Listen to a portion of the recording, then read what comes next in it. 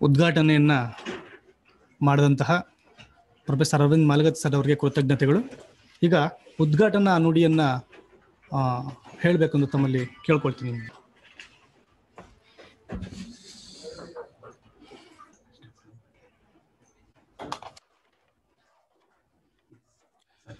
Doctor Babu Jagjivan Ram ಅಧ್ಯಯನ, ಸಂಶೋಧನೆ ಮತ್ತು ವಿಸ್ತರಣಾ ಕೇಂದ್ರದ ವತಿಯಿಂದ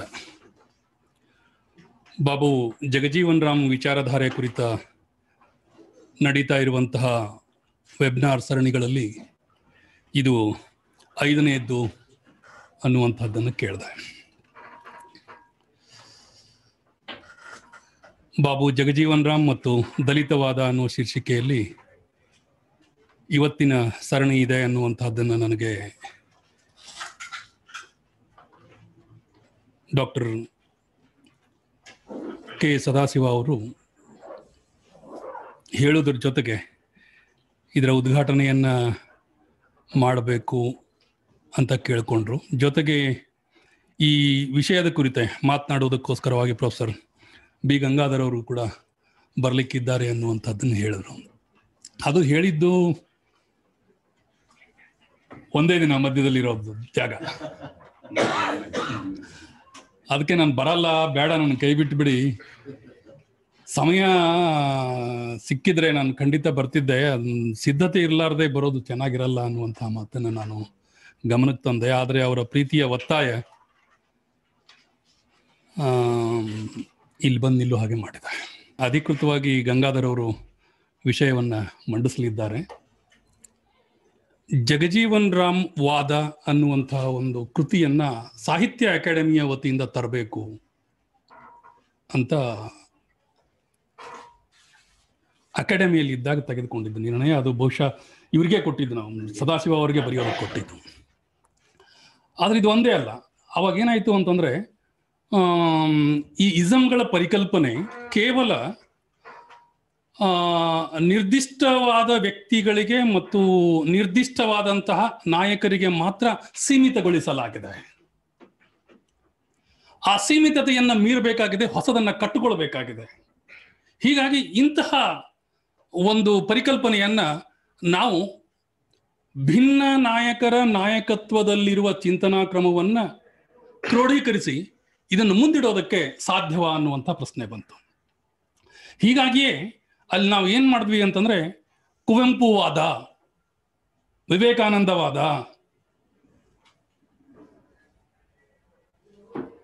ಜಗಜೀವನ್ ರಾಮ್ ವಾದ, ಹೀಗೆ ಭಿನ್ನ ಐಡಿಯಾಲಜಿಗಳು ಏನಿವೆ ಅನ್ನುವಂತಹದ್ದನ್ನು ಒಂದು ಸೈದ್ಧಾಂತಿಕ ಪರಿಭಾಷೆಯ ಮೂಲಕ ಕಟ್ಟಿಕೊಟ್ರೆ ಅದನ್ನು ಹೆಚ್ಚು ಚರ್ಚೆಗೆ ಆಸ್ಪದ ಆಗೋದಕ್ಕೆ ಅನುಕೂಲ ಇರುತ್ತೆ ಅನ್ನುವಂತಹದ್ದನ್ನು ಗಮನದಲ್ಲಿಟ್ಕೊಂಡ್ಬಿಟ್ಟು ಅಲ್ಲಿ ಮಾಡಿದ್ದಿತ್ತು. ಆದರೆ ಇದು ಜಗಜೀವನ್ ರಾಮ್ ವಾದದ ಜೊತೆಗೆ ಏನಾಗುತ್ತೆ, ದಲಿತವಾದ ಅಂದಾಗ ಅದರ ಒಂದು ಉಪಭಾಗ ಮಾತ್ರ ಇದು. ಅದೇ ದಲಿತವಾದವೇ ಜಗಜೀವನ್ ರಾಮ್ ವಾದ ಅಂತ ಹೇಳೋದಕ್ಕಾಗೋದಿಲ್ಲ. ಅದು ಒಂದು ಭಾಗ ಮಾತ್ರ ಆಗಿ ನಾವು ಇಲ್ಲಿ ಪರಿಗಣಿಸೋದಕ್ಕೆ ಸಾಧ್ಯ ಇದೆ ಅಂತ. ಆಮೇಲೆ ನನಗೆ ಇಲ್ಲಿ ದಲಿತವಾದ ಮತ್ತು ಜಗಜೀವನ್ ರಾಮ್ ಅವರ ಬಗ್ಗೆ ಮಾತನಾಡುವಂತಹ ಸಂದರ್ಭದಲ್ಲಿ ಜಗಜೀವನ್ ರಾಮ್ ಅವರ ಕುರಿತೇ ಮಾತನಾಡೋದಕ್ಕೆ ಸಾಧ್ಯ ಆಗಲ್ಲ ಅಂತ ಅಂದ್ಕೊಳ್ತೇನೆ ನಾನು. ಕೇವಲ ಜಗಜೀವನ್ ರಾಮ್ ಅವರ ದಲಿತವಾದದ ಪರಿಕಲ್ಪನೆ ಏನಿತ್ತು ಅನ್ನೋದನ್ನು ಒಂದು ಸರಳ ರೇಖೆಯ ಪರಿಭಾಷೆಯಲ್ಲಿ ಮುಂದಿಡೋದಕ್ಕೆ ಸಾಧ್ಯ ಆಗಲ್ಲ.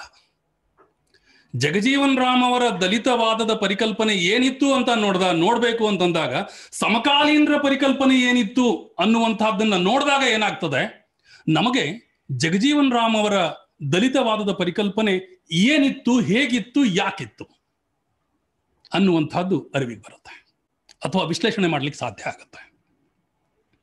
ಇಲ್ಲದೆ ಹೋದ್ರೆ ಅಯ್ಯೋ ಅಂಬೇಡ್ಕರ್ ದಲಿತರೇ, ಜಗಜೀವನ್ ರಾಮ್ ಅವರು ದಲಿತರೇ, ಹೀಗಾಗಿ ಅದರಲ್ಲೇನು ವ್ಯತ್ಯಾಸ ಇದೆ, ಯಾಕೆ ಈ ದಲಿತವಾದ ಅನ್ನುವಂತಹ ಪರಿಕಲ್ಪನೆ ಇಲ್ಲಿ ಮುಂದೊಡ್ಡಬೇಕಾಗಿತ್ತು ಅನ್ನುವಂಥ ಮಾತು ಬರುತ್ತೆ.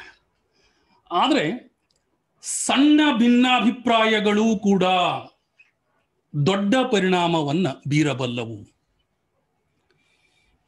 ಫಿಸಿಕ್ಸ್ನಲ್ಲಿ ಬಟರ್ಫ್ಲೈ ಥಿಯರಿ ಅಂತ ಅಂದ್ಕೊಂಡ್ಬಿಟ್ಟು ಹೇಳಲಾಗತ್ತೆ. ಪಾತರಗಿತ್ತಿ ಪರಿಣಾಮ. ಪಾತರಗಿತ್ತಿ ತನ್ನ ಪುಕ್ಕವನ್ನ ಸ್ವಲ್ಪ ಅಲುಗಾಡಿಸಿದರೂ ಗಾಳಿಯಲ್ಲಿ ದೊಡ್ಡ ಪರಿವರ್ತನೆ ಆಗುತ್ತೆ. ಆ ಪರಿವರ್ತನೆಯಿಂದ ಸೈಕ್ಲೋನ್ ಅನ್ನೇ ಕ್ರಿಯೇಟ್ ಆಗಬಹುದು, ರೂಪುಗೊಳ್ಳಬಹುದು, ಆಗದೆಯೂ ಇರಬಹುದು. ಹೀಗಾಗಿ ಸಣ್ಣ ಸಣ್ಣ ಸಂಗತಿಗಳು ಕೂಡ ಒಂದು ಸೂಕ್ಷ್ಮವಾದ ವಿಚಾರಗಳು ಏನ್ ಮಾಡ್ತವೆ, ನಮ್ಮ ಸಮಾಜದ, ನಾಡಿನ, ರಾಷ್ಟ್ರದ ಪರಿವರ್ತನೆಗೆ ಕಾರಣವಾಗ್ತವೆ. ಒಂದು ಮರಕ್ಕಿರುವ ಮಾತೃಬೇರು, ತಾಯಿ ಬೇರು ಅಂತ ಏನು ಹೇಳ್ತೇವೆ, ತಾಯಿ ಬೇರಿನ ಜೊತೆಗಿರುವ ಉಪಬೇರುಗಳು ಅಷ್ಟೇ ಮಹತ್ವವನ್ನು ಪಡ್ಕೊಳ್ತವೆ. ಹೀಗಾಗಿ ಈ ಅಧ್ಯಯನದ ಪರಿಕಲ್ಪನೆ ಮಾಡೋದ್ರಿಂದ ಏನು ತಪ್ಪಿಲ್ಲ ಅಂತ ನನಗೆ ಅನಿಸಿತು. ಆದರೆ ಇಲ್ಲಿ ದಲಿತವಾದದ ಪರಿಕಲ್ಪನೆಯಲ್ಲಿ ನಾವು ನೋಡುವಾಗ ನಮಗೆ ಎರಡು ಪ್ರಧಾನ ಸಂಗತಿಗಳು ಎದುರಾಗ್ತವೆ. ಒಂದು,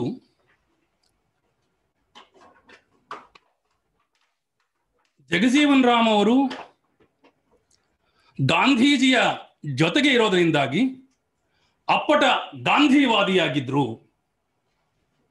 ಅನ್ನುವ ವಿಚಾರವನ್ನ ಸಾಕಷ್ಟು ಜನ ಈಗಾಗಲೇ ಮಂಡಿಸಿದ್ದಾರೆ. ಅವರು ಗಾಂಧಿವಾದಿಯಾಗಿದ್ರು. ಮೂಲಭೂತ ಪ್ರಶ್ನೆ ನನಗನ್ಸೋದು, ಅವ್ರು ನಿಜವಾಗಿಯೂ ಗಾಂಧಿವಾದಿ ಆಗಿದ್ರು ಅಂತನೂ ಹಾಗಿದ್ರೆ ಎಷ್ಟರ ಮಟ್ಟಿಗೆ ಅವರು ಗಾಂಧಿವಾದಿ ಆಗಿದ್ರು, ಅದು ಪ್ರಶ್ನಾರ್ಹ ಅಂತ ಅನ್ಸುತ್ತೆ ನನಗೆ. ಹೀಗಾಗಿ ಇಲ್ಲಿ ಕೆಲವರು ಏನ್ ಮಾಡಿದ್ದಾರೆ, ಹರಿಜನ ನಾಯಕತ್ವ ಪ್ರಜ್ಞೆ ಅಂತ ಹೇಳಿದ್ದಾರೆ. ಬಾಬು ಜಗಜೀವನ್ ರಾಮ್ ಅವ್ರ ಬಗ್ಗೆ ಚರ್ಚೆ ಮಾಡುವ ಒಂದು ರೀತಿಯಲ್ಲಿ ಹರಿಜನ ನಾಯಕರು. ಯಾಕೆ ಅಂತಂದ್ರೆ ಹರಿಜನ ಅನ್ನುವಂತಹ ಪದವನ್ನ ಗಾಂಧೀಜಿಯವರು ಬಳಕೆಗೆ ತಂದ್ರು. ಇವರು ಗಾಂಧಿವಾದಿ ಆಗಿರೋದ್ರಿಂದ ಆ ಪದವನ್ನ ಅವರಿಗೆ ಅನ್ವಯ ಮಾಡಿ ಹಾಗೆ ಹೇಳಿರ್ಲಿಕ್ಕೆ ಸಾಕು ಅಂತ ಅನಿಸಿದೆ. ಆದ್ರೆ ಹರಿಜನ ಅನ್ನುವಂತಹ ಪದವನ್ನ ಗಾಂಧೀಜಿಯವರು ಬಳಕೆಗೆ ತಂದಿದ್ದಲ್ಲ. ಅದು 14ರ ಅಂತ್ಯ ಮತ್ತು 15ರ ಆರಂಭ, ಸತನಾಮಿ ಪಂಥ ಅಂತ ಬರುತ್ತೆ. ಈ ಸತನಾಮಿ ಪಂಥದ ಸಂತರು ಹುಟ್ಟು ಹಾಕಿದ ಪದ ಅದು. ಯಾವಾಗ ಗಾಂಧೀಜಿಯವರು ದಲಿತರ ಕುರಿತಾಗಿ ಒಂದು ಪತ್ರಿಕೆಯನ್ನು ತರಬೇಕು ಅಂತ ಅಂದ್ಕೊಂಡ್ಬಿಟ್ಟು ಹೊರಟಾಗ ಅದಕ್ಕೆ ಒಂದು ಹೆಸರು ಕೊಡಿ ಅಂತ ಪತ್ರಿಕೆಗೆ ಕೇಳಿದಾಗ ಹಲವಾರು ಜನ ಸಲಹೆಯನ್ನು ಕೊಡ್ತಾರೆ. ಸಲಹೆಯನ್ನು ಕೊಟ್ಟಾಗ ಅವಾಗ ಇದು ಒಂದು ಸಲಹೆ ಇರುತ್ತೆ, ಇಲ್ಲಿಯ ಸಂತರು ಹೀಗೆ ಇವ್ರನ್ನ ಕರೀತಾ ಇದ್ರು, ಈ ಹೆಸರನ್ನು ಕೊಡಬಹುದು. ಆವಾಗ ಗಾಂಧೀಜಿ ಅವರು ಆ ಪದವನ್ನ ಸ್ವೀಕರಿಸ್ತಾರೆ ಮತ್ತು ಅದನ್ನು ಚಾಲ್ತಿಗೆ ತರ್ತಾರೆ. ಹೀಗಾಗಿ ಈ ಹರಿಜನ ಅನ್ನುವಂತಹ ಪದವನ್ನ ಗಾಂಧೀಜಿಯವರ ಮೂಲಕ ಜಗಜೀವನ್ ರಾಮ್ ಅವರಿಗೆ ಟಂಕಿಸಲಾಗಿದೆ, ಅಂಟಿಸಲಾಗಿದೆ.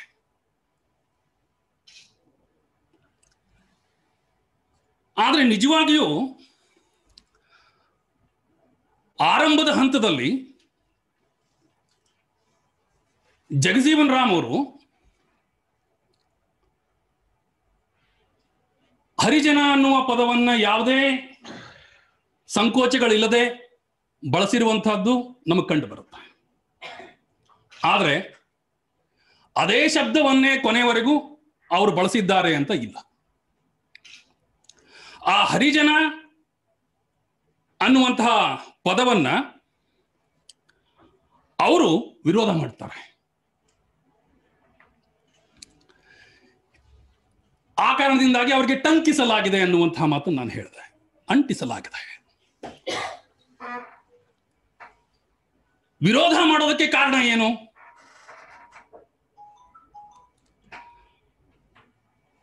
ಲಕ್ನೋನಲ್ಲಿ ನಡೆದ ಸಮ್ಮೇಳನ ಅಂತ ಅನ್ಸುತ್ತೆ ಇದು.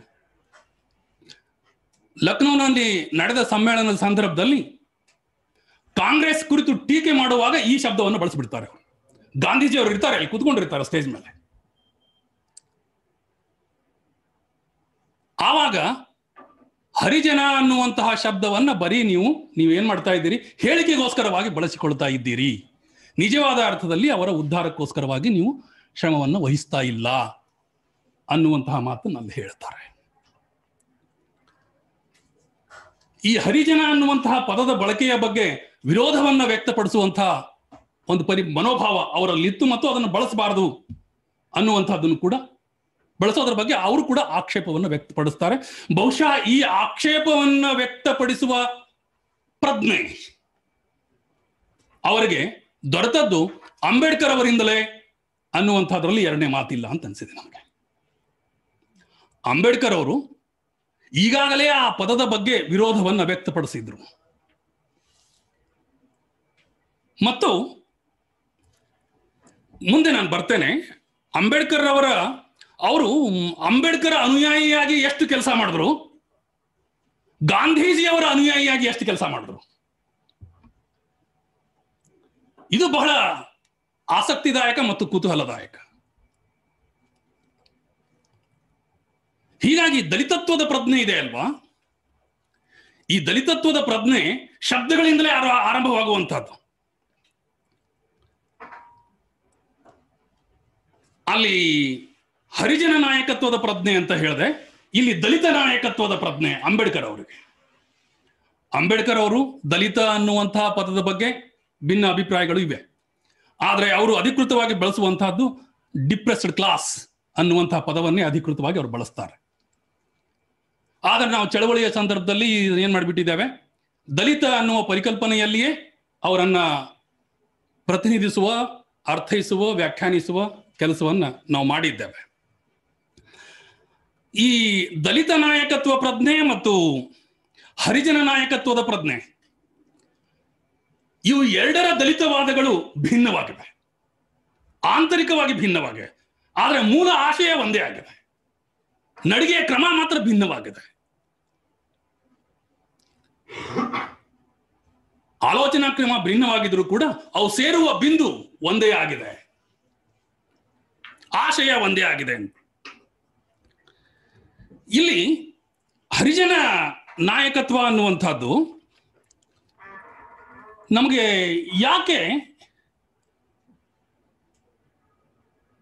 ಈ ಹರಿಜನ ಪರಿಕಲ್ಪನೆಯ ಮೂಲಕ ದಲಿತವಾದದ ವಿಚಾರಗಳನ್ನ ಮುಂದಿಡೋದಕ್ಕೆ ಜಗಜೀವನ್ ರಾಮ್ ಪ್ರೇರಿತರಾದರು, ಯಾಕೆ ಅಂಬೇಡ್ಕರ್ ಅವರ ಚಿಂತನಾ ಕ್ರಮ ಇದೆ ಅಲ್ವಾ, ಅದನ್ನೇನ್ ಮಾಡ್ಲಾಗತ್ತೆ, ಪ್ರತ್ಯೇಕತಾವಾದ ಅನ್ನುವ ಹೆಸರು ಆ ಸಂದರ್ಭದಲ್ಲಿ ಹೆಚ್ಚು ಬಳಕೆಯಲ್ಲಿದೆ. ನವೋದಯದ ಸಂದರ್ಭದಲ್ಲಿ ಬಳಕೆಯಲ್ಲಿರುವಂತಹ ಪದ ಪ್ರತ್ಯೇಕತಾವಾದ. ಅಂಬೇಡ್ಕರ್ ಅವರು ಪ್ರತ್ಯೇಕತಾವಾದಿಯಾಗಿದ್ದರು. ಪ್ರತ್ಯೇಕತಾವಾದಿ ಯಾಕಾಗಿದ್ರು ಅವರು ಅನ್ನುವಂತಹದ್ದಕ್ಕೆ ಕಾರಣಗಳು ಮತ್ತೆ ಬೇರೆ ಬೇರೆ ಸಾಕಷ್ಟಿವೆ. ದಲಿತರ ಅಭ್ಯುದಯಕ್ಕೋಸ್ಕರವಾಗಿ ಅವರದ್ದೇ ಆದಂತಹ ಒಂದು ಆಲೋಚನಾ ಕ್ರಮ ಇತ್ತು. ಆ ಆಲೋಚನಾ ಕ್ರಮವನ್ನ ಜಾರಿಗೆ ತರುವುದಕ್ಕೋಸ್ಕರವಾಗಿ ಕಾಂಗ್ರೆಸ್ಸಿನ ಜೊತೆಗೆ ಅವರಿಗೆ ಸಾಕಷ್ಟು ಭಿನ್ನಾಭಿಪ್ರಾಯಗಳಿದ್ವು.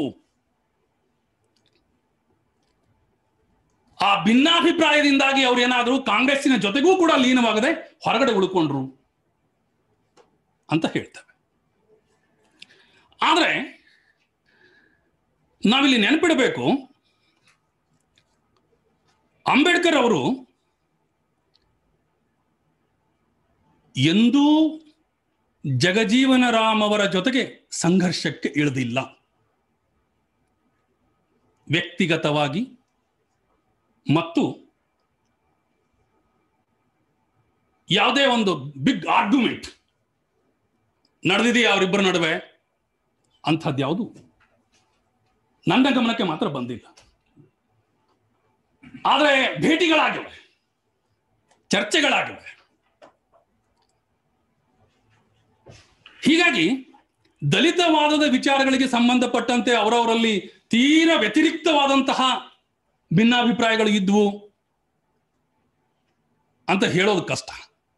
ಕೆಲವು ಬಿಡಿ ವಿಚಾರಗಳಲ್ಲಿ ವ್ಯತಿರಿಕ್ತವಾದಂತಹ ವಿಚಾರಗಳು ಇದ್ದಿದ್ದು ನಮ್ಮ ಗಮನಕ್ಕೆ ಬರುತ್ತೆ.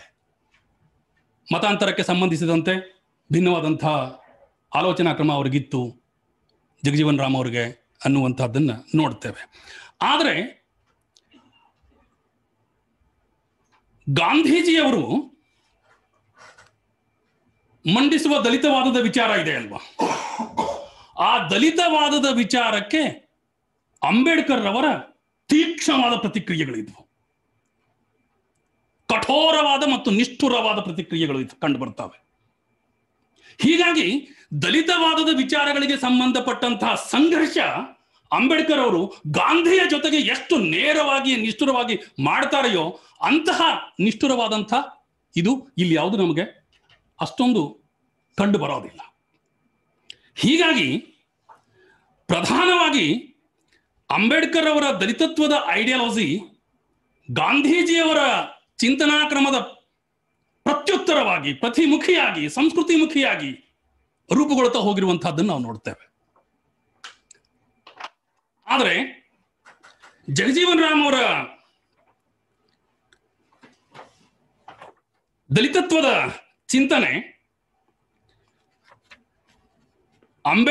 ಗಾಂಧೀಜಿಯವರ ವಾದಕ್ಕಿಂತಲೂ ಬಿಡಿಸಿಕೊಂಡು ನಿಂತರೂ ಕೂಡ ಅಂಬೇಡ್ಕರ್ ವಾದದಿಂದಲೂ ಬಿಡಿಸಿಕೊಂಡು ನಿಲ್ಲೋದಿಲ್ಲ ಅನ್ನೋದನ್ನು ನಾವು ಗಮನದಲ್ಲಿ ಇಟ್ಕೊಳ್ಬೇಕು ಅಂತ ಅನಿಸಿದೆ ನನಗೆ. ಯಾಕೆ ಅಂತಂದ್ರೆ ನಾನು ಅಂದ್ಕೊಳ್ಳೋದು ದಲಿತ ಪ್ರತ್ಯೇಕತಾವಾದ ಇದೆ ಅಲ್ವಾ, ಅಂಬೇಡ್ಕರ್ ಅವರ ಪ್ರತ್ಯೇಕತಾವಾದ, ನಾನು ಇದನ್ನ ಪ್ರತಿಯಾಗಿ ಜಗಜೀವನ್ ರಾಮ್ ಅವರ ಕುರಿತು ಹೇಳುವಂತಹ ಸಂದರ್ಭದಲ್ಲಿ ಅದನ್ನು ನಾನು ದಲಿತತ್ವದ ಸಂಯುಕ್ತವಾದ ಅಂತ ಕರೆಯೋದಕ್ಕೆ ಇಷ್ಟಪಡ್ತೇನೆ. ಸಂಯುಕ್ತವಾದ ಅನ್ನುವಂಥದ್ದು ಒಟ್ಟಿಗೆ ಹೋಗಬೇಕು ಅನ್ನುವಂಥ ಒಂದು ಪರಿಕಲ್ಪನೆ. ಸಮಾಜದ ಜೊತೆಗೆ ಇದ್ದು ಸಮಸ್ಯೆಗಳನ್ನು ಬಗೆಹರಿಸಿಕೊಳ್ಳಬೇಕು, ಸಮಾಜದಿಂದ ಸಿಡಿದು ನಿಂತು ಬಗೆಹರಿಸಿಕೊಳ್ಳೋದಕ್ಕೆ ಆಗೋದಿಲ್ಲ, ಪ್ರತ್ಯೇಕತೆಯಿಂದ ಬಗೆಹರಿಸಿಕೊಳ್ಳೋದಕ್ಕೆ ಆಗೋದಿಲ್ಲ ಅನ್ನುವಂಥ ಒಂದು ಆಲೋಚನಾ ಕ್ರಮದಿಂದ ಈ ನಡೆಯನ್ನ ಜಗಜೀವನ್ ರಾಮ್ ಅವರು ತೋರಿಸ್ತಾರೆ. ಈ ನಡೆಗೆ ನಾನೇನ್ ಮಾಡಿದ್ದೇನೆ ಇಲ್ಲಿ ದಲಿತತ್ವದ ಸಂಯುಕ್ತವಾದ, ಸಂಯುಕ್ತ ದಲಿತವಾದ ಅಂತ ಕರಿಬಹುದು. ಅದಕ್ಕೆ ಒಂದು ಸಾಂಸ್ಕೃತಿಕ ಸಂದರ್ಭಕ್ಕೆ ಮಾತ್ರ ಸಂಬಂಧಪಟ್ಟಂತಹದ್ದೇ ವಿನಃ ಅದು ಸಾಂಸ್ಕೃತಿಕ ಸಂದರ್ಭದಿಂದ ಆಚೆ ನೋಡ್ಲಿಕ್ಕೆ ಹೋಗುದು ತರ ಅಲ್ಲ. ಯಾಕೆ ಅಂದ್ರೆ ಕಾಲದಿಂದ ಕಾಲಕ್ಕೆ ಶಬ್ದದ ವ್ಯಾಖ್ಯಾನಗಳು ಬದಲಾಗ್ತಾ ಹೋಗ್ತವೆ, ಅರ್ಥಗಳು ಬದಲಾಗ್ತಾ ಹೋಗ್ತವೆ. ಹೀಗಾಗಿ ಆ ಸಾಂಸ್ಕೃತಿಕ ಸಂಬಂಧಕ್ಕೆ, ಸಾಂಸ್ಕೃತಿಕ ಸಂದರ್ಭದಲ್ಲಿ ಇರುವಂತಹ ವಿಚಾರಗಳನ್ನು ಮಾತ್ರ ನಾವು ಇಟ್ಟು ಅದನ್ನ ನೋಡುವ ಅಗತ್ಯ ಇದೆ ಅಂತ ಅನಿಸುತ್ತೆ. ನಮಗೆ ಅಂಬೇಡ್ಕರ್ ಅವರಲ್ಲಿ ಈ ಪ್ರತ್ಯೇಕತಾವಾದ ಹುಟ್ಟೋದಕ್ಕೆ ಮುಖ್ಯ ಕಾರಣ ಅವರ ಸಂಶೋಧನೆಗಳು ಮತ್ತು ದಲಿತತ್ವ ಕೇಂದ್ರಿತ ಚಿಂತನಾ ಕ್ರಮ, ಅಧ್ಯಯನಗಳು. ಜಾತಿ, ವರ್ಣ, ಧರ್ಮ ಇವುಗಳ ಆಮೂಲಾಗ್ರ ಅಧ್ಯಯನದ ಕ್ರಮ ಏನ್ ಮಾಡ್ತದೆ, ಅವರಿಗೆ ಅವರದ್ದೇ ಆದಂತಹ ಪರಿಹಾರದ ಮಾರ್ಗಗಳು ಅವ್ರಿಗೆ ಸಿಕ್ಕಿಬಿಡ್ತವೆ. ಆ ಪರಿಹಾರದ ಮಾರ್ಗಗಳನ್ನ ಇಟ್ಕೊಂಡ್ಬಿಟ್ಟು ಏನ್ ಮಾಡ್ತಾರೆ ಅವರು, ಈ ಪರಿಹಾರದ ಮಾರ್ಗಗಳನ್ನು ಇಲ್ಲಿ ಚಾಲ್ತಿಗೆ ತರಬೇಕು ಅಂತಂದ್ರೆ ಇವ್ರ ಜೊತೆಗೆ ಇದ್ಕೊಂಡ್ಬಿಟ್ಟು ಹೋದ್ರೆ ಇವು ಯಶಸ್ವಿಯಾಗಿ ನಿರ್ವಹಣೆ ಮಾಡೋದಕ್ಕೆ ಸಾಧ್ಯ ಇಲ್ಲ. ಮತ್ತು ಗಾಂಧೀಜಿಯವರ ಎದುರುಗಡೆ ಹಲವಾರು ತಮ್ಮ ಬೇಡಿಕೆಗಳನ್ನು ಇಟ್ಟಾಗ ಅವರು ಅವುಗಳನ್ನ ಗಂಭೀರವಾಗಿ ಪರಿಗಣಿಸದೆ ಹೋದಂತಹ ಸಂದರ್ಭದಲ್ಲಿ ಅವ್ರಿಗೇನಾಗುತ್ತೆ, ಹೊರಗಡೆ ಉಳಿಯುವಂತಹ ಅನಿವಾರ್ಯತೆ ಬರ್ತದೆ ಅನ್ನುವಂಥದ್ದು ಒಂದು ಪ್ರಧಾನವಾಗಿ. ಎರಡನೇದ್ದು ನಮಗೆ ಮುಖ್ಯವಾದಂಥದ್ದು ಗಾಂಧೀಜಿಯವರ ಜೊತೆಗಿನ ಇದಕ್ಕೆ ಮುಖ್ಯವಾದ ಇನ್ನೊಂದು ಮಹತ್ವದ ಕಾರಣ ಅಂತಂದ್ರೆ ಅವಸರದ ಸ್ವಾತಂತ್ರ್ಯ ಅಪಾಯಕಾರಿ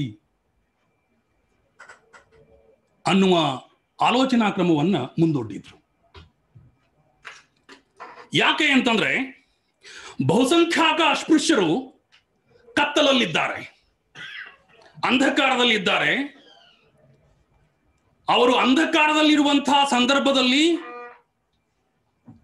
ಕೊಡುವ ಸ್ವಾತಂತ್ರ್ಯ ಏನಾಗುತ್ತೆ, ಕೆಲವು ಮೇಲ್ಜಾತಿಯ ಅಥವಾ ಮೇಲ್ವರ್ಗದ ಜನತೆಗೆ ಕೊಟ್ಟ ಸ್ವಾತಂತ್ರ್ಯವಾಗುತ್ತದೆ.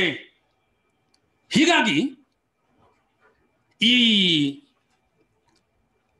ಅಸ್ಪೃಶ್ಯ ಸಮುದಾಯ ಏನಿದೆಯೋ, ಈ ಅಸ್ಪೃಶ್ಯ ಸಮುದಾಯದ ಅಭಿವೃದ್ಧಿಗಾಗಿ ಆರ್ಥಿಕ, ಸಾಮಾಜಿಕ ಮತ್ತು ಧಾರ್ಮಿಕ ಸ್ವಾತಂತ್ರ್ಯ ಇಲ್ಲದೆ ನಮ್ಮ ದೇಶದ ಸ್ವಾತಂತ್ರ್ಯ ಏನಾಗುತ್ತೆ, ಅವರಿಗೆ ಸ್ವಾತಂತ್ರ್ಯ ಕೊಟ್ಟ ಹಾಗೆ ಆಗಲ್ಲ ಅನ್ನುವಂಥ ನಿರ್ಧಾರಕ್ಕೆ ಅವರು ಬರ್ತಾರೆ. ಹೀಗಾಗಿ ಅವರ ಪ್ರತ್ಯೇಕತಾವಾದಕ್ಕೆ ಇದು ಮೂಲಭೂತವಾದ ಅಡಿಪಾಯವಾಗಿರುತ್ತದೆ.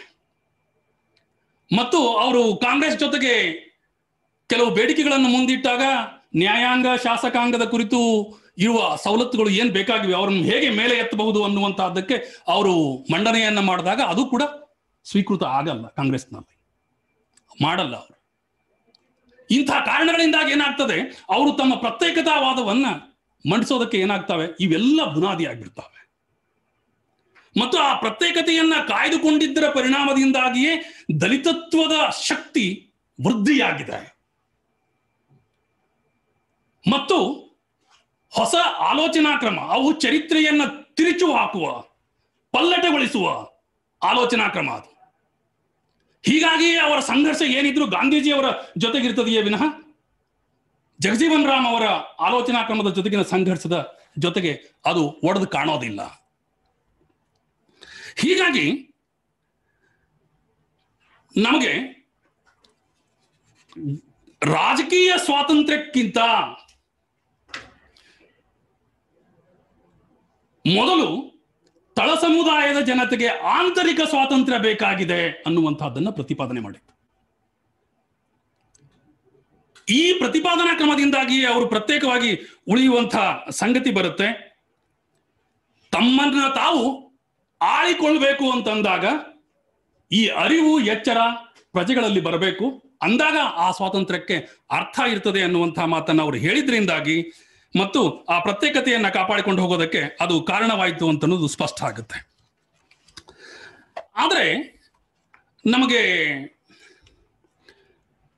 ಜಗಜೀವನ್ ರಾಮ್ ಅವರ ಹಿನ್ನೆಲೆಯನ್ನು ನೋಡ್ತಾ ಬಂದ್ರೆ ಅವರ ದಲಿತವಾದಕ್ಕೆ ಬೆನ್ನೆಲುಬಾದಂತಹದ್ದು.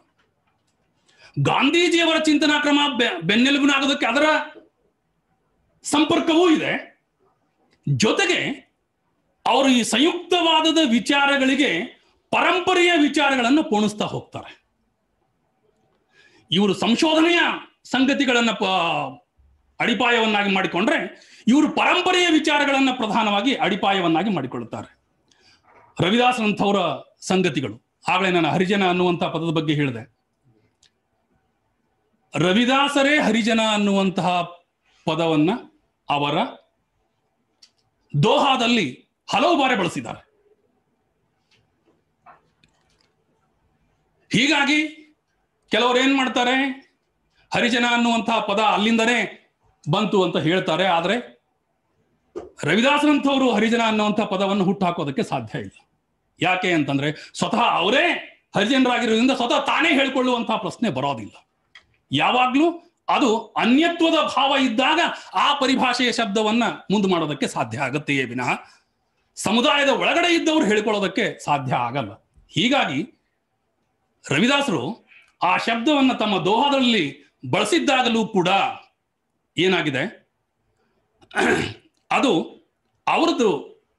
ಅವರು ಮುಂದಿಟ್ಟ ಪದ ಅಲ್ಲ ಅನ್ನುವಂಥದ್ದು. ಆದ್ರೆ ಬಹುಶಃ ಅದನ್ನ ನೋಡ್ಬೇಕು ಅಂತ ಅನ್ಸುತ್ತೆ. ಅವ್ರ ಗುರುಗಳು ಕಬೀರ್ ದಾಸ್ ಆಗಿದ್ರು ಅಂತ ಅನ್ನುವಂಥ ಮಾತು ಬರುತ್ತೆ. ಕಬೀರ್ ದಾಸ್ ಏನಾದ್ರು ಅದನ್ನು ಹೇಳಿರ್ಬಹುದಾ ಅಂತ ಹುಡುಕಾಡ್ಬೇಕು ಅಂತ ಅನ್ಸುತ್ತೆ ನನಗೆ. ಆದ್ರೆ ಇದೆಲ್ಲದರ ಜೊತೆಗೆ ನನಗೆ ಈ ಪದದ ವಿರೋಧದ ಜೊತೆಗೆ ಅಂಬೇಡ್ಕರ್ ಅವರ ಕ್ರಾಂತಿಕಾರಿ ಚಿಂತನೆಯ ಜೊತೆಗೆ ಇವರಿಗೆ ಸಂಪರ್ಕ ಇತ್ತು. ಯಾರಿಗೆ? ಬಾಬು ಜಗಜೀವನ್ ರಾಮ್ ಅವ್ರಿಗೆ. ಎಷ್ಟೋ ಬಾರಿ ನಾನು ಅಂದ್ಕೊಳ್ತೇನೆ, ನಾನು ಅಂಬೇಡ್ಕರ್ ಅವರ ಅನುಯಾಯಿ ಅನ್ನುವಂತಹದ್ದನ್ನು ಜಗಜೀವನ್ ರಾಮ್ ಅವರು ಪದೇ ಪದೇಯಾಗಿ ಹೇಳ್ಕೊಂಡಿರುವಂತಹದ್ದು ಕಂಡು ಬರುತ್ತೆ. ಅವ್ರು ಎಷ್ಟರ ಮಟ್ಟಿಗೆ ಹೇಳ್ಕೊಳ್ತಾರೆ ಅಂತಂದ್ರೆ, ನಾನಂತೂ ಬಾಬಾ ಸಾಹೇಬ್ ಅಂಬೇಡ್ಕರ್ ಅವರ ಅಪೂರ್ಣ ಕೆಲಸಗಳನ್ನ ಪೂರ್ಣ ಮಾಡ್ತೇನೆ ಅನ್ನುವಂತಹದ್ದು ಒಂದು ಸಂದರ್ಭದಲ್ಲಿ ಹೇಳ್ತಾರೆ. ಅದರ ಜೊತೆಗೆ ಏನು ಭಾರತದ ನಕ್ಷೆಯನ್ನ ಅವರು ಅಪೂರ್ಣವಾಗಿ ಬಿಟ್ಟಿದಾರೆಯೋ ಆ ನಕ್ಷೆಗೆ ನಾನು ಬಣ್ಣವನ್ನು ತುಂಬುತ್ತೇನೆ ಅನ್ನುವಂತಹ ಮಾತನ್ನು ಹೇಳ್ತಾರೆ. ಹೀಗೆ ಹೇಳುವಂತಹ ಮಾತುಗಳನ್ನು ಗಮನಿಸಿದಾಗ ಮತ್ತು ಕಾಂಗ್ರೆಸ್ಸಿನ ಒಡನಾಟದಲ್ಲಿಯೇ ಇದ್ದು ಕಾಂಗ್ರೆಸ್ಸನ್ನೇ ವಿರೋಧಿಸಿ ಮಾತನಾಡುವಂತಹ ಪರಿಕಲ್ಪನೆ ಜಗಜೀವನ್ ರಾಮ್ ಅವರು ರೂಢಿಸಿಕೊಳ್ತಾರೆ. ಅದು ಬಹಳ ಮಹತ್ವದ ಸಂಗತಿ ಅಂತ ನಾನು ಅಂದ್ಕೊಳ್ತೇನೆ. ಅವರೊಡನಿದ್ದು ಅವರಂತಾಗದೆ ಬದುಕಿದ ಜಗಜೀವನ್ ರಾಮ್ ಕಾಂಗ್ರೆಸ್ಸಿನ ಜೊತೆಗಿದ್ರು ಕಾಂಗ್ರೆಸ್ಸಿನವರಾಗಲಿಲ್ಲ. ಗಾಂಧಿಯ ಜೊತೆಗಿದ್ದರೂ ಸಂಪೂರ್ಣವಾಗಿ ಗಾಂಧಿಯ ತತ್ವವನ್ನು ಅಳವಡಿಸಿಕೊಳ್ಳಲಿಲ್ಲ. ಹೀಗಾಗಿ ಅವರು ಯಾವುದನ್ನು ಅಳವಡಿಸಿಕೊಂಡ್ರು? ಅವರು ಅಂಬೇಡ್ಕರ್ ಐಡಿಯಾಲಜಿಯ ಜೊತೆಗೆ ಮತ್ತು ಗಾಂಧೀಜಿಯ ಚಿಂತನಾ ಕ್ರಮದ ಜೊತೆಗೆ ಒಡನಾಟ ಇರುವುದರ ರೀತಿಯನ್ನು ನೋಡಿದ್ರೆ ತಮ್ಮದೇ ಆದಂತಹ ಒಂದು ವಾದವನ್ನು ಅವರು ಮುಂದಿಡ್ತಾರೆ. ಅದನ್ನು ನಾನು ಜಗಜೀವನ ರಾಮವಾದ ಅಂತ ಹೇಳೋದಕ್ಕೆ ಇಷ್ಟಪಡ್ತೇನೆ. ನಾನು ಅದು ಅವರದ್ದೇ, ಅದು ಬೇರೆ ಇದೆ. ಹೀಗಾಗಿ ಈ ಕಡೆ ಕಾಂಗ್ರೆಸ್ ಬಡಾವಣೆಯಲ್ಲಿದ್ದು ಆ ಬಡಾವಣೆಯ ವಿರೋಧವನ್ನ ಕಟ್ಕೊಂಡು ಹೊಡೆದಾಡುವಂತಹ ರೀತಿ ಮತ್ತು ಪ್ರಸಂಗಗಳನ್ನು ನೋಡಿದಾಗ ನಮಗೆ ಆಶ್ಚರ್ಯ ಅಂತ ಅನ್ಸುತ್ತೆ. ಕೆಲವರೆಲ್ಲ ಏನ್ ಮಾಡಿದ್ದಿದೆ, ಅಂಬೇಡ್ಕರ್ ಇದು ಜಗಜೀವನ್ ರಾಮ್ ಅವರ ನಾಯಕತ್ವ ಅನುಕಂಪೆಯ ನಾಯಕತ್ವ ಅಂತ ಹೇಳಲಾಗಿದೆ. ದಲಿತ ಅನ್ನುವ ಅನುಕಂಪೆಯಿಂದ ಅವರಿಗೆ ಕೊಟ್ಟ ನಾಯಕತ್ವದ ಪಟ್ಟ ಅಂತ ಹೇಳಲಾಗಿದೆ. ಇರಬಹುದು. ಯಾಕೆ ಅಂತಂದ್ರೆ ದಲಿತೇತರರು ಹಾಗೆ ಚಿಂತನೆ ಮಾಡ್ತಾರೆ. ದಲಿತರ ಪರವಾಗಿ ಆತ ಪ್ರತಿನಿಧಿಯಾಗಿ ಬಂದಿದ್ದಾನೆ ಅನ್ನುವ ಆಲೋಚನೆಯಿಂದ ಅವರು ಹಾಗೆ ಆಲೋಚನೆ ಮಾಡಿರಬಹುದೇನೋ. ಆದರೆ ಜಗಜೀವನ್ ರಾಮ್ ಅವರು ಕೂಡ ಹಾಗೆ ಆಲೋಚನೆ ಮಾಡ್ತಾ ಇದ್ರೆ ಇಲ್ಲ, ಆ ಮಾತನ್ನ ಹೇಳೋದಕ್ಕೆ ಆಗೋದಿಲ್ಲ. ನೀವು ದಲಿತೇತರರ ಪರಿಭಾಷೆಯಿಂದ ಅದರಲ್ಲಿ ಹೇಳುವುದರಲ್ಲಿ ಸತ್ಯಾಂಶವಿರಬಹುದು, ಆದರೆ ಜಗಜೀವನ್ ರಾಮ್ ಅವರ ಪರಿಭಾಷೆಯ ಮೂಲಕ ನೋಡಿದಾಗ ಅದೇ ಸತ್ಯ ಅಂತ ಅನಿಸುವ ಸಾಧ್ಯತೆಗಳು ಬಹಳ ಬಹಳ ಕಡಿಮೆ ಅಂತ ಅನಿಸುತ್ತೆ. ಹೀಗಾಗಿ ಜಗಜೀವನ್ ರಾಮ್ ಅನ್ನುವಂತಹ ವಾದಕ್ಕೆ ಹೆಚ್ಚಿನ ಬಲ ಬರುತ್ತೆ ಅಂತ ನನಗನ್ಸಿದೆ. ಈ ಕಾಂಗ್ರೆಸ್ ದಲಿತವಾದಿ ನಾಯಕತ್ವಕ್ಕೂ ಮತ್ತು ಗಾಂಧಿವಾದಿ ದಲಿತ ನಾಯಕತ್ವಕ್ಕೂ ಹೇಗೆ ವ್ಯತ್ಯಾಸ ಇದೆಯೋ ಹಾಗೆಯೇ ಇಲ್ಲಿ ತಮ್ಮದೇ ಆದಂತಹ ಅಸ್ತಿತ್ವದ ವ್ಯತ್ಯಾಸವನ್ನ ಜಗಜೀವನ್ ರಾಮ್ ಅವರು ತೋರಿಸಿಕೊಡ್ತಾರೆ. ನಾವು ಏನ್ ಮಾಡಬೇಕಾಗಿದೆ ಅಂತಂದ್ರೆ ಸೂಕ್ಷ್ಮ ಸಂಗತಿಗಳನ್ನ ಎಳೆ ಎಳೆಯಾಗಿ ಬಿಡಿಸಿ ತೋರಿಸುವ ಅಗತ್ಯ ಇದೆ. ಹಾಗೆ ಬಿಡಿಸಿ ತೋರಿಸದೆ ಜಗಜೀವನ ರಾಮವಾದವನ್ನ ಮಂಡಿಸೋದಕ್ಕೆ ಸಾಧ್ಯವಿಲ್ಲ. ನಮ್ಮಲ್ಲಿ ಏನಿದೆ, ಕಪ್ಪು ಬಿಳುಪಿನ ಪರಿಭಾಷೆಯ ವಿಚಾರಗಳನ್ನ ಮಂಡಿಸುವ ಪರಿಕ್ರಮ ಇದೆ. ಸರಳ ರೇಖೆಯಲ್ಲಿ ಅರ್ಥೈಸುವ ವಿಧಾನ ನಮ್ಮಲ್ಲಿ ಬಳಕೆಯಲ್ಲಿದೆ. ಈ ಸರಳ ರೇಖೆಯ ವಿಧಾನದಿಂದ ಅರ್ಥೈಸುವ ವ್ಯಾಖ್ಯಾನಿಸುವ ರೀತಿ ಏನಾಗುತ್ತೆ, ಚರಿತ್ರೆಯಲ್ಲಿರುವ ನಾಯಕರಿಗೆ ಮಾಡುವ ಅವಮಾನ ಅಂತ ಆಗತ್ತೆ. ಹಾಗಾಗಬಾರದು. ಹೀಗಾಗಿ ಸೂಕ್ಷ್ಮವಾದ ಸಂಗತಿಗಳನ್ನ ಹೆಕ್ಕಿ ತೆಗೆಯುವುದರ ಮೂಲಕ ಅವರನ್ನ ನಾವು ಅರ್ಥೈಸುವ ಅಗತ್ಯ ಇದೆ ಅಂತ ನನಗನ್ಸಿದೆ.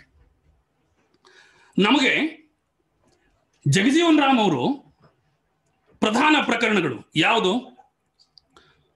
ಮಂದಿರ ಪ್ರವೇಶ ಮಸೂದೆ ಇದೆ ಅಲ್ವಾ, ಮಂದಿರ ಪ್ರವೇಶದ ಮಸೂದೆ. ಈ ಮಸೂದೆಯ ಪ್ರಕರಣದ ಸಂದರ್ಭದಲ್ಲಿ ಕಾಂಗ್ರೆಸ್ಸಿನ ಒಟ್ಟಿಗೆ ಭಿನ್ನಾಭಿಪ್ರಾಯವನ್ನು ಇಟ್ಕೊಂಡು ಬಿಟ್ಟು ಜಗಳವನ್ನು ಕಾಯ್ದುಕೊಳ್ತಾರೆ. ಇಲ್ಲಿ ಶಂಕರಾಚಾರ್ಯ ಜಗದ್ಗುರುಗಳ ಒಟ್ಟಿಗೆ ಕದನಕ್ಕೆ ನಿಂತ್ಕೊಂಡು ಬಿಡ್ತಾರೆ. ಆಮೇಲೆ ಮದನ್ ಮೋಹನ್ ಮಾಳವಿಯ ಅವ್ರ ಜೊತೆ ಕದನಕ್ಕೆ ನಿಂತುಕೊಳ್ತಾರೆ. ಜಾತಿ ವರ್ಣ ವ್ಯವಸ್ಥೆ ಇವುಗಳ ವಿಷಯಕ್ಕೆ ಸಂಬಂಧಿಸಿದಂತೆ, ಮಂದಿರ ಪ್ರವೇಶಕ್ಕೆ ಸಂಬಂಧಿಸಿದಂತೆ ನಡೆದ ವಾಗ್ವಾದಗಳಿದಾವಲ್ಲೋ ಅವು ತುಂಬಾ ಸ್ಪಷ್ಟಪಡಿಸ್ತದೆ. ಅವರು ಮಾತನಾಡುವ ಮಾತುಗಳು ಏನಾಗಿವೆ, ಒಳಗೆ ಇರುವಂತಹ ನಾಯಕರಿಗೆ ಅಸಹನೀಯ ಅಂತ ಅನಿಸಿದೆ. ಹರಿಜನ ಸೇವಾ ಸಂಘದ ಕಾರ್ಯದರ್ಶಿಗಳು ಇವರು. ಆ ಹರಿಜನ ಸೇವಾ ಸಂಘದ ಕಾರ್ಯದರ್ಶಿ ಸ್ಥಾನಕ್ಕೆ ರಾಜೀನಾಮೆಯನ್ನು ಕೊಡುವಂತಹ ಸ್ಥಿತಿ ಬರುತ್ತೆ. ಅಂದ್ರೆ ಯಾವಾಗ ಒಡಂಬಡಿಕೆಯ ಬದುಕಿರುತ್ತೋ ರಾಜೀನಾಮೆ ಪ್ರಶ್ನೆ ಇರೋದಿಲ್ಲ. ಮತ್ತೊಂದು, ಜಗಜೀವನ್ ರಾಮ್ ಅವರಿಗೆ ಈ ಡಿಪ್ರೆಸ್ಡ್ ಕ್ಲಾಸ್ ಲೀಗ್ ಅನ್ನುವಂತಹದ್ದನ್ನು ಕಟ್ತಾರೆ. ಅದನ್ನು ಕಟ್ಟುವ ಅಗತ್ಯ ಇರಲಿಲ್ಲ. ಯಾಕೆ ಅಂತಂದ್ರೆ ಅದನ್ನೇ ಹೇಳೋದು, ಇಂಥ ಕಟ್ಟಿಕೊಳ್ಳುವ ಕ್ರಿಯೆಗಳಿದಾವಲ್ವಾ, ಅಲ್ಲಿ ಒಡೆಯುವ ಮತ್ತು ಆಂತರಿಕ ಬದುಕಿನಲ್ಲಿಯೇ ಇದ್ದುಕೊಂಡು ಬಿಟ್ಟು ಒಡೆಯುವ ಮತ್ತು ಹೊಸದನ್ನ ಕಟ್ಟುವ ಎರಡೂ ಕ್ರಿಯೆಗಳನ್ನು ಅವರು ಮಾಡ್ತಾರೆ. ಹೀಗಾಗಿ ಒಳಗಡೆ ಇದ್ದು ಸಂಘರ್ಷ ಮಾಡಿ ತನ್ನತನವನ್ನ ಕಟ್ಟಿಕೊಳ್ಳುವುದು ಕೂಡ, ಅದು ಕೂಡ ಮುಳ್ಳಿನ ಹಾಸಿಗೆಯ ಸ್ವರೂಪದ್ದೇ ಆಗಿದೆ. ಅಂಬೇಡ್ಕರ್ ಅವರು ಕಾಂಗ್ರೆಸ್ ಉರಿಯುವ ಮನೆ ಅಂತ ಹೇಳ್ತಾರೆ. ಆದರೆ ಜಗಜೀವನ್ ರಾಮ್ ಅವರು ಆ ಉರಿಯುವ ಮನೆಯಲ್ಲಿ ಸುಟ್ಟು ವಜ್ರವಾದವರು. ಅವರಿಗೆ ಕಪ್ಪು ವಜ್ರ ಅಂತ ಕರೆಯಲಾಗತ್ತೆ. ಅಂದ್ರೆ ಇದು ಒಂದು ವಿಧಾನ ಅಂತ ಹೇಳೋದು. ಸಂಯುಕ್ತವಾದದ ಸಮಾಜದ ಎಲ್ಲ ಜನತೆಯ ಜೊತೆಗೆ ಇದ್ದು ಒಂಟಿಯಾಗಿ ಬದುಕುವಂತಹ ಒಂದು ಪರಿಕ್ರಮ. ಅಲ್ಲಿ ಅಂಬೇಡ್ಕರ್ ಅವರು ಪ್ರತ್ಯೇಕವಾಗಿ ಸಿಡಿದು ನಿಂತು ಅಷ್ಟೇ ನಿಷ್ಠುರ ಕಠೋರ ಸತ್ಯಗಳನ್ನು ಹೇಳುವಂತಹದ್ದು. ಯಾಕೆ ಇದು ಬೇಕಾಗಿತ್ತೆ? ಕಾಂಗ್ರೆಸ್ ಅಲ್ಲಿ ಇದ್ಕೊಂಡ್ಬಿಟ್ಟು ಜಗಳ ಮಾಡ್ಕೊಂಡು ಬದುಕುವ ಅಗತ್ಯತೆ ಜಗಜೀವನ್ ರಾಮ್ ಅವ್ರಿಗೆ ಏನ್ ಅಗತ್ಯ ಇತ್ತು? ನೀವು ಪುನಾ ಪ್ಯಾಕ್ಟ್ ಪ್ರಸಂಗ ತಗೊಳ್ಬೇಕು. ಆ ಪುನಾ ಪ್ಯಾಕ್ಟ್ ಪ್ರಸಂಗದಲ್ಲಿ ಏನಾಗುತ್ತೆ, ಸಂಪೂರ್ಣವಾಗಿ ಲಕ್ನೋನ ಸಮ್ಮೇಳನದ ಸಂದರ್ಭದಲ್ಲಿ ಗಾಂಧೀಜಿಯವರ ಎದುರುಗಡೆ ಪುನಾ ಪ್ಯಾಕ್ಟ್ ವಿಚಾರಗಳನ್ನು ಸಮರ್ಥನೆ ಮಾಡಿಕೊಳ್ತಾರೆ. ಎರಡು ಮತಗಳ ಚಲಾವಣೆಯನ್ನ ಯಾಕೆ ಕೊಡಬಾರದು ಅನ್ನುವುದನ್ನು ಪ್ರಶ್ನೆ ಮಾಡ್ತಾರೆ. ಅಲ್ಲಿ ಅವರು ಮಂಡಿಸಿದ ವಿಚಾರಗಳಿದಾವಲ್ವಾ, ಅಲ್ಲಿ ರಾಜೇಂದ್ರ ಪ್ರಸಾದ್ ಅವರಿಗೂ ಕಂಟಕ ಆಗತ್ತೆ ಮತ್ತು ಇವರಿಗೂ ಕಂಟಕ ಆಗುತ್ತೆ, ಗಾಂಧೀಜಿಯವರಿಗೂ. ನೋಟಿಸ್ ಇಶ್ಯೂ ಮಾಡ್ತಾರೆ ಅವ್ರಿಗೆ, ಈ ಸ್ಪಷ್ಟೀಕರಣ ಕೊಡಿ ನೀವು ಹೀಗೆ ಮಾತಾಡಿದ್ದಕ್ಕೆ ಅಂತ. ನಾನು ಮಾತಾಡಿದ್ದು ಸ್ಪಷ್ಟವಾಗಿದೆ, ಮತ್ತೆ ನಾನು ಅದಕ್ಕೆ ಉತ್ತರ ಕೊಡಲ್ಲ ಅಂತ ಹೇಳ್ತಾರೆ. ಈ ಆಂತರಿಕ ಸಂಘರ್ಷಗಳು ಇದ್ದಾವಲ್ವಾ, ಈ ಸಂಘರ್ಷ ಏನ್ ಹೇಳ್ತದೆ, ತಮ್ಮತನವನ್ನ ಕಾಯ್ದುಕೊಳ್ಳುವುದಕ್ಕೆ ಅವರು ಹೆಜ್ಜೆ ಹೆಜ್ಜೆಗೂ ಪ್ರಯತ್ನ ಮಾಡ್ತಾ ಇದ್ರು ಅನ್ನುವಂಥದ್ದು ಗೊತ್ತಾಗತ್ತೆ. ಅನುಕಂಪದ ನಾಯಕತ್ವ, ದಲಿತ ನಾಯಕತ್ವ ಅನ್ನುವ ಪರಿಭಾಷೆ ಇದೆ ಅಲ್ವಾ, ಅದು ದಲಿತೇತರರ ಪರಿಭಾಷೆಯಿಂದ ಇರಬಹುದೇನೋ, ಆದರೆ ಅನುಕಂಪದ ನಾಯಕತ್ವ ಅಂತ ಅನ್ನೋದು ಜಗಜೀವನ್ ರಾಮ್ ಅವರ ಪರಿಭಾಷೆಯಲ್ಲಿ ಅದು ಒಡೆದು ಕಾಣೋದಿಲ್ಲ. ಅದು ಕದನದ ಸಂಘರ್ಷದ ಪ್ರತೀಕವಾಗಿಯೇ ಚಲನ ಆಗಿರುವಂತಹದ್ದು ನಮಗೆ ಕಂಡು ಬರುತ್ತೆ. ಆಮೇಲೆ ಈ ಮಂದಿರ ಪ್ರವೇಶಕ್ಕೆ ಸಂಬಂಧಿಸಿದಂತಹ ಮಸೂದೆ ಪ್ರಸಂಗ ಇದೆ ಅಲ್ವಾ, 30 ಜನ ಸದಸ್ಯರ ಜೊತೆಗೆ ಅವ್ರು ಎದ್ದು ಸಭೆಯನ್ನು ಬಹಿಷ್ಕಾರ ಮಾಡಿಬಿಡ್ತಾರೆ, ಹೊರಗೆ ಬಂದ್ಬಿಡ್ತಾರೆ. ಹೊರಗೆ ಬಂದಾಗ ಅಂಬೇಡ್ಕರ್ ಅವರು ಏನ್ ಮಾಡ್ತಾರೆ, ಅದಕ್ಕೆ ಶುಭ ಹಾರೈಕೆಗಳನ್ನು ಕಳಿಸ್ತಾರೆ ಅವ್ರಿಗೆ. ಅನಂತರದಲ್ಲಿ ಜಗಜೀವನ್ ರಾಮ್ ಅವರನ್ನು ಭೇಟಿ ಮಾಡ್ತಾರೆ ಹೋಗ್ಬಿಟ್ಟು. ಈ ಸನ್ನಿವೇಶಗಳು ಇದ್ದಾವಲ್ವಾ, ನಾವಂದ್ಕೊಂಡ ಹಾಗೆ ಕೆಲವು ಚರ್ಚೆಗಳಿವೆ, ಭಿನ್ನಾಭಿಪ್ರಾಯಗಳಿದ್ವು ಅಂಬೇಡ್ಕರ್ ಅವ್ರಿಗೂ. ರಾಜಕೀಯ ಪರಿಭಾಷೆಯ ಅಖಾಡದಲ್ಲಿ ಅಂಥವುಗಳು ಕಂಡಿರಬಹುದು, ಚರ್ಚೆಗಳಾಗಿರಬಹುದು. ಆದರೆ ಖಾಸಗಿ ಬದುಕಿನ ಪರಿಭಾಷೆಯಲ್ಲಿ ಅವರು ಅಷ್ಟೇ ಅನ್ಯೋನ್ಯವಾಗಿದ್ರು ಅಂತ ಗೊತ್ತಾಗುತ್ತೆ. ಅವರ ಮಗನ ಮದುವೆ, ಜಗಜೀವನ್ ರಾಮ್ ಅವರ ಮಗನ ಮದುವೆ ಸಂದರ್ಭದಲ್ಲಿ ಮಗ ಹೋಗ್ಬಿಟ್ಟು ಅಂಬೇಡ್ಕರ್ ಮನೆಯಲ್ಲಿ ಕೂತ್ಕೊಂಡಿರ್ತಾನೆ. ಅವರೇ ಸಾಂತ್ವನ ಹೇಳಿಬಿಟ್ಟು ಕರ್ಕೊಂಡು ಬಂತಂದು ಅವ್ರು ಬಿಡುತ್ತಾರೆ, ಮನೆಗೆ ಬಿಡುತ್ತಾರೆ. ಇಂಥ ಮತ್ತೆ ಬೇರೆ ಬೇರೆ ಪ್ರಸಂಗಗಳಿದ್ದಾವೆ, ನಾನು ಕೊಡ್ತಾ ಹೋಗ್ಬೋದು. ಆದ್ರೆ ಅವು ಅಷ್ಟು ಇವೆಲ್ಲ ಏನ್ ಹೇಳ್ತಾವೆ, ಖಾಸಗಿ ಬದುಕಿನ ಸಂಬಂಧಗಳಲ್ಲಿ ಅವರಿಗೆ ಅಷ್ಟೇ ಅನ್ಯೋನ್ಯತೆಯೂ ಕೂಡ ಇತ್ತು ಅನ್ನುವಂಥದ್ದನ್ನ ನಮಗೆ ಇಂಥ ಪ್ರಸಂಗಗಳು ಏನಾಗ್ತವೆ ಖಚಿತಪಡಿಸ್ತವೆ. ನಮಗೆ ಈ ದಲಿತತ್ವದ ಪರಿಭಾಷೆ ಏನ್ ಮಾಡಿದೆ, ನಮಗೆ ಅಂಬೇಡ್ಕರ್ ಅವರ ಆಲೋಚನಾ ಕ್ರಮದ ಪ್ರಭಾವವೂ ಪರೋಕ್ಷವಾಗಿ ಜಗಜೀವನ್ ರಾಮನ್ ಮೇಲೆ ಇದೆ ಅನ್ನುವಂತಹದ್ದನ್ನ ಗೊತ್ತಾಗುತ್ತೆ. ಮತ್ತು ಜೊತೆಗೆ ಗಾಂಧೀಜಿಯವರ ಆಲೋಚನಾ ಕ್ರಮವು ಅವರ ಮೇಲೆ ಪ್ರಭಾವವನ್ನು ಬೀರಿದೆ. ಈ ಎರಡರ ಪ್ರಭಾವದ ಇನ್ನೊಂದು ಪ್ರತ್ಯುತ್ಪನ್ನದ ಐಡಿಯಾಲಜಿ, ಮೂರನೇ ಚಿಂತನಾ ಕ್ರಮ, ಮೂರನೆಯ ಮಾದರಿ, ಅದು ಜಗಜೀವನ್ ರಾಮ್ ಅವರ ದಲಿತತ್ವವಾದದ ಮಾದರಿಯಾಗಿದೆ ಅಂತ ನಾನು ಹೇಳೋದಕ್ಕೆ ಬಯಸ್ತೇನೆ. ಕೊನೆಯ ಒಂದು ಮಾತನ್ನು ಹೇಳಿಬಿಟ್ಟು ನನ್ನ ಮಾತನ್ನು ಮುಗಿಸ್ತೇನೆ.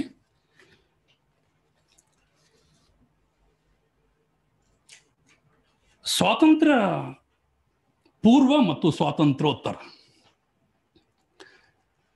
ದಲಿತ ಐಡಿಯಾಲಜಿ ಪಲ್ಲಟಗಳಾಗಿವೆ. ಅಂಬೇಡ್ಕರ್ ಐಡಿಯಾಲಜಿಯು ಪಲ್ಲಟ ಆಗುತ್ತೆ, ಜಗಜೀವನ್ ರಾಮ್ ಅವರ ಐಡಿಯಾಲಜಿಯು ಪಲ್ಲಟ ಆಗುತ್ತೆ. ಪರಸ್ಪರ ಐಡಿಯಾಲಜಿಗಳ ತದ್ವಿರುದ್ಧ ಬಳಕೆ ಆಯ್ತೇನೋ, ಆದರೆ ಅದೇ ಐಡಿಯಾಲಜಿ ಅಲ್ಲ. ಅದು ಪರಿಭಾಷೆಯಲ್ಲಿ ಬದಲಾವಣೆ ಆಯ್ತೇನೋ ಅಂತ ನನಗನ್ಸಿದೆ. ಯಾಕೆ ಅಂತಂದ್ರೆ ನಾವು ಅದನ್ನೇ ಅದಕ್ಕೆ ಹೇಳೋದು, ನಾನು ಬಹಳ ಸರಳವಾಗಿ ನೋಡಲಾಗದು. ದಲಿತತ್ವದ ಪರಿಭಾಷೆಯಲ್ಲಾಗ್ಲಿ ಅಥವಾ ಅಸ್ಪೃಶ್ಯರ ಸಮುದಾಯದ ಜೊತೆಗಿನ ಒಡನಾಟಗಳು ಮತ್ತು ತೆಗೆದುಕೊಳ್ಳುವ ನಿರ್ಣಯಗಳು ಅಷ್ಟು ಸರಳ ರೇಖೆಯ ಸ್ವರೂಪದ್ದಲ್ಲ, ಅತ್ಯಂತ ಸೂಕ್ಷ್ಮವಾದ ಎಳೆಗಳು ಅದರಲ್ಲಿವೆ ಅನ್ನುವಂಥದ್ದು ಯಾಕೆ ನನಗನ್ಸುತ್ತೆ ಅಂದ್ರೆ ಈ ಕಾರಣಕ್ಕೇ. ಸ್ವಾತಂತ್ರ್ಯ ಪೂರ್ವದ ಸಂದರ್ಭದಲ್ಲಿ ಈ ನಿಷ್ಠುರತೆ ಅಂಬೇಡ್ಕರ್ಗಿತ್ತು, ಈ ಆಂತರಿಕ ಕದನ ಜಗಜೀವನ್ ರಾಮ್ ಅವ್ರಿಗಿತ್ತು. ಆದರೆ ಆಂತರಿಕ ಕದನದಲ್ಲಿಯೇ ಜಗಜೀವನ್ ರಾಮ್ ಅವರು ಗಾಂಧೀಜಿಯವರ ಮನವೊಲಿಸುವುದಕ್ಕೆ ಪ್ರಯತ್ನವನ್ನ ಮಾಡ್ತಾ ಇದ್ರು. ಅಂಬೇಡ್ಕರ್ ಅವರ ಪರವಾಗಿ ಇದ್ದು ಕಾಂಗ್ರೆಸ್ಸಿನ ಬಡಾವಣೆಯಲ್ಲಿದ್ದು ಅವರ ಪರವಾಗಿ ಮಾತನಾಡುವ, ಅವರ ಪರವಾಗಿ ಮನವೊಲಿಸುವ ಕೆಲಸವನ್ನ ಅವರು ಮಾಡ್ತಾ ಇದ್ರು. ಆದರೆ ಅದರಲ್ಲಿ ಎಷ್ಟರ ಮಟ್ಟಿಗೆ ಯಶಸ್ವಿಯಾದರು ಅನ್ನುವಂಥದ್ದು ಚರ್ಚಾಸ್ಪದ.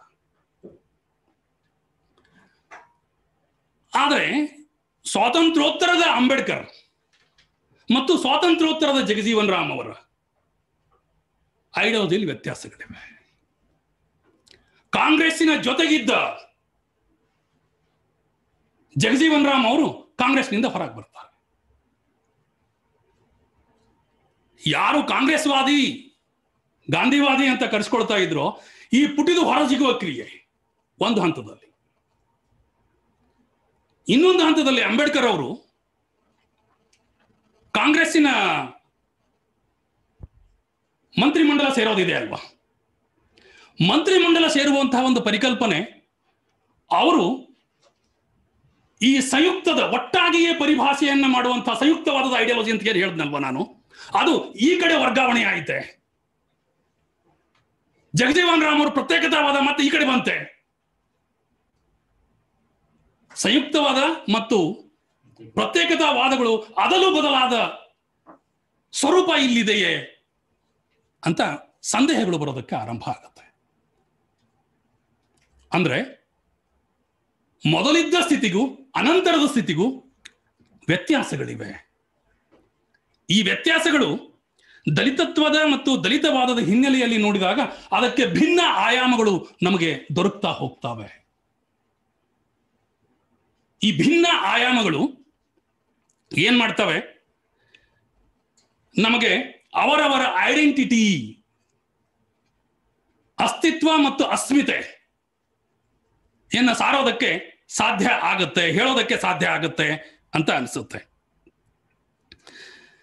ಒಂದು, ಜಗಜೀವನ್ ರಾಮ್ ಅವರು ಕೆಲವು ಸಂದರ್ಭಗಳಲ್ಲೆಲ್ಲ ನಿರ್ಣಯವನ್ನ ತೆಗೆದುಕೊಳ್ಳಲಿಕ್ಕಾಗದ ಸಂದಿಗ್ಧ ಸ್ಥಿತಿಯ ಸಂದರ್ಭಗಳನ್ನ ಸ್ವಾತಂತ್ರ್ಯ ಪೂರ್ವದಲ್ಲಿ ಎದುರಿಸ್ತಾ ಹೋಗ್ತಾರೆ.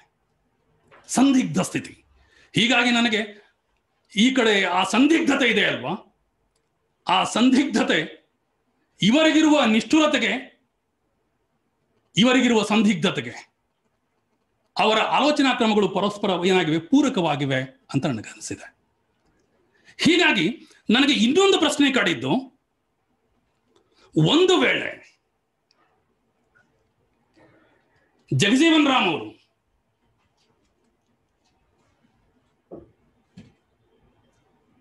ಅಂಬೇಡ್ಕರ್ ಅವ್ರ ಜೊತೆಗೇನೇ ಇದ್ದು ಕೊನೆಯವರೆಗೂ ನಡ್ಕೊಂಡು ಹೋಗಿದ್ರೆ ಅಂತ ಸಾಮಾನ್ಯವಾಗಿ ಪ್ರಶ್ನೆ ಎತ್ತಿ ಚರ್ಚೆಯನ್ನ ಮಾಡುವಂತಹದ್ದಿದೆ. ಆದ್ರೆ ಅದಕ್ಕೆ ಇನ್ನೊಂದು ಪರ್ಯಾಯ ಪ್ರಶ್ನೆಯೂ ಹೇಳುತ್ತೆ. ಏನು? ಜಗಜೀವನ್ ರಾಮ್ ಅವರು ಕಾಂಗ್ರೆಸ್ನಲ್ಲಿ ಇರದೇ ಇದ್ರೆ ಏನಾಗ್ತಾ ಇತ್ತು? ಅವ್ರು ಇದ್ದಿದ್ರಿಂದ ಏನಾಗಿದೆ? ಆದ್ರೆ ಇದ್ದಿದ್ರೆ ಔಟ್ಪುಟ್ ಏನು? ಜೊತೆಗಿದ್ರೆ ಏನಾಗ್ತಾ ಇತ್ತು ಅನ್ನುವಂತಹ ಪ್ರಶ್ನೆಯ ಜೊತೆಗೆ ಈ ಪ್ರಶ್ನೆಯನ್ನು ಕೂಡ ಹಾಕೊಂಡು ಬಿಟ್ಟು ನಾವು ಚರ್ಚೆ ಮಾಡುವಂತಹ ಅಗತ್ಯ ಇದೆ ಅಂತ ಅನಿಸಿದೆ. ನಮಗೆ ಅಂಬೇಡ್ಕರ್ ಅವರ ಕುರಿತು ಮಾತನಾಡುವಾಗ ಅಧಿಕೃತತೆ ನಮಗೆ ಹೆಚ್ಚಿದೆ. ಯಾಕೆಂದ್ರೆ ಅವರ ಸಂಪುಟಗಳು, ಅವರ ಬರಹಗಳು, ಅವರ ಭಾಷಣಗಳು ನಮ್ಮ ಕಣ್ಣೆದುರಿಗಿವೆ. ಸದಾಶಿವ ಅವರು ಹೇಳ್ತಾ ಇದ್ರು ಏನು ಅಂತಂದ್ರೆ, ಜಗಜೀವನ್ ರಾಮ್ ಅವರು ಮಾಡಿದ ಭಾಷಣಗಳು ಸಂಪುಟಗಳಾಗಿ ಈಗ ಹೊರಗೆ ಬರ್ತಾ ಇವೆ, ಸಿದ್ಧತೆ ನಡೀತಾ ಇದೆ. ಅವು ಒರಿಜಿನಲ್ ಅಂತ ನನಗನ್ಸುತ್ತೆ. ಮೂಲ ಬರಹ ಮತ್ತು ಮೂಲ ಭಾಷಣಗಳು ಏನಾಗ್ತವೆ, ಅವರ ವೈಚಾರಿಕತೆಯ ಅಧಿಕೃತ ವಕ್ತಾರತೆಯನ್ನ ಸಾರ್ತಾ ಇರ್ತವೆ. ಹೀಗಾಗಿ ಇಲ್ಲಿ ಸಾಕಷ್ಟು ಈ ಸಂದಿಗ್ಧತೆ ಅನ್ನುವಂತಹ ಮಾತನ್ನು ಹೇಳಿದೆ. ನಾವು ಸಂದಿಗ್ಧತೆಗೆ ಒಳಗಾಗ್ತೇವೆ.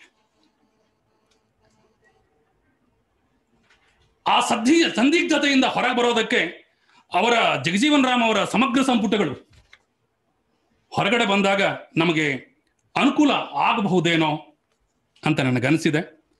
ಈ ಚರ್ಚೆ ಇನ್ನೂ ಹೆಚ್ಚು ನಡೆಯಬೇಕಾಗಿದೆ ಮತ್ತು ನಮ್ಮ ನಾಯಕರುಗಳನ್ನ ನಾವು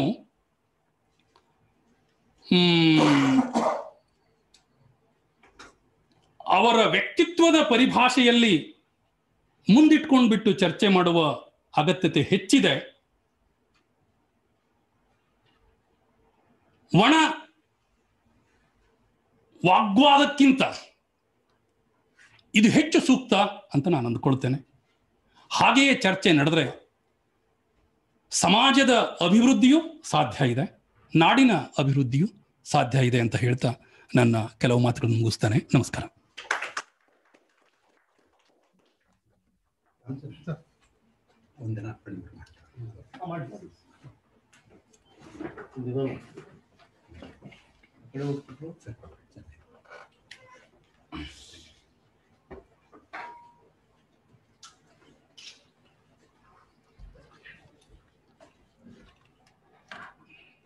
ತಮ್ಮ ವಿಚಾರಪೂರಿತ ಮಾಹಿತಿಗಳ ಮೂಲಕ ಸಭೆಯನ್ನ ಸಂಮೋಹನಗೊಳಿಸಿ ನಿವೃತ್ತ ಪ್ರಾಧ್ಯಾಪಕರು ಹಾಗೂ ಸಾಹಿತ್ಯ ಅಕಾಡೆಮಿಯ ಅಧ್ಯಕ್ಷರು ಆದ ಪ್ರೊಫೆಸರ್ ಮಾಲಗತ್ತಿಯವರು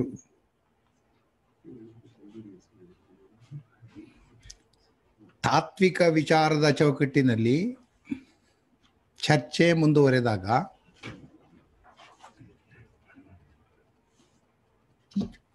ಬದಲಾವಣೆ ಜಗನ್ನಿಯಮವಾಗಿರುವ ತತ್ವ ಹೇಗೆ ಪ್ರಸ್ತುತವಾಗುತ್ತೆ ಅನ್ನೋದನ್ನ ವಿಚಾರಪೂರಿತವಾಗಿ ಸಭೆಯ ಗಮನಕ್ಕೆ ತಂದು ಈ ದಲಿತ ಚಳುವಳಿಯ ವಾದಗಳಿಗೆ ಸೂಕ್ತ ಹಿನ್ನೆಲೆಯನ್ನು ಒದಗಿಸುವುದರ ಮೂಲಕ ಸಭೆಗೆ ಮತ್ತು ದಲಿತ ನಾಯಕರಿಬ್ಬರ ವೈಚಾರಿಕ ಚಿಂತನೆಗಳಿಗೆ